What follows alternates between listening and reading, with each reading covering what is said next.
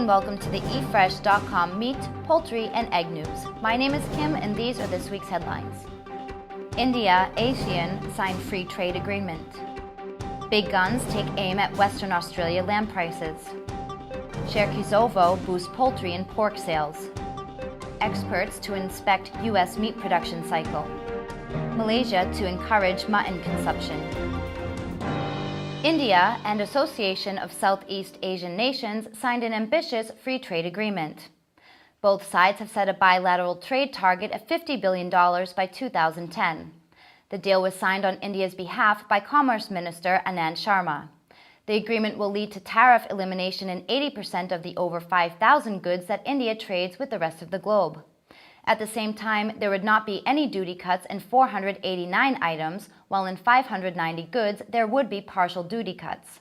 Indian exporters of machinery and machine parts, steel and steel products, agriculture products such as oil cake, wheat and buffalo meat, auto components, chemicals and synthetic textiles would gain additional market access as a result of tariff liberalization by Asean.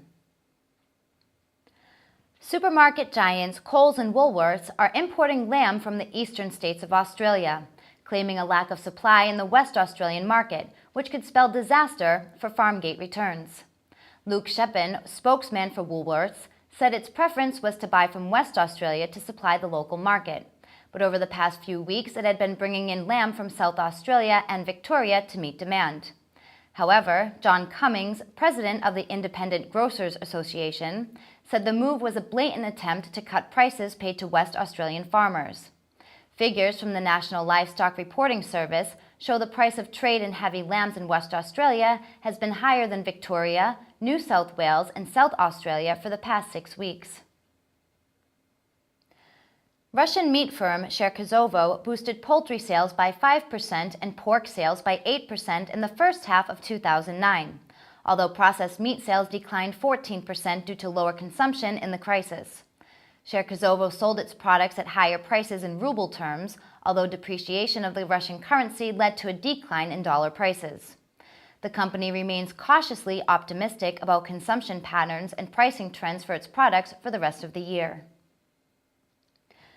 Experts of the Russian Federal Agency of Veterinary and Phytosanitary Surveillance will visit the United States in late September to study for the first time the U.S.'s meat production cycle. Experts will visit the U.S.'s swine and fowl breeding farms and inspect meat packing plants. Until now, the U.S. Veterinary Service did not let them into swine and fowl breeding farms, thus violating the code of the World Organization for Animal Health.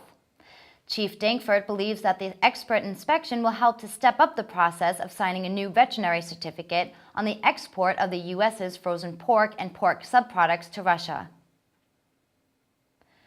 The government of the Malaysian state of Terengganu will launch a campaign to encourage the people to eat more mutton in the hope of increasing the state's mutton consumption to 500,000 kilograms a year, from 3,500 kilograms a year currently. State Agriculture and Small Industry Committee Deputy Chairman Muhammad Pahimi Yusof said this followed a study which revealed that mutton consumption among the Terengganu folks was only 7 grams per person a year. Many people don't take mutton because they believe that eating the meat can increase their cholesterol levels, but actually, mutton contains lower cholesterol than chicken, buffalo, and sheep meat. The government was targeting to increase mutton consumption in the state to 1 kilogram per person a year by 2013. Thank you for watching the eFresh.com Meat, Poultry and Egg News. See you next time.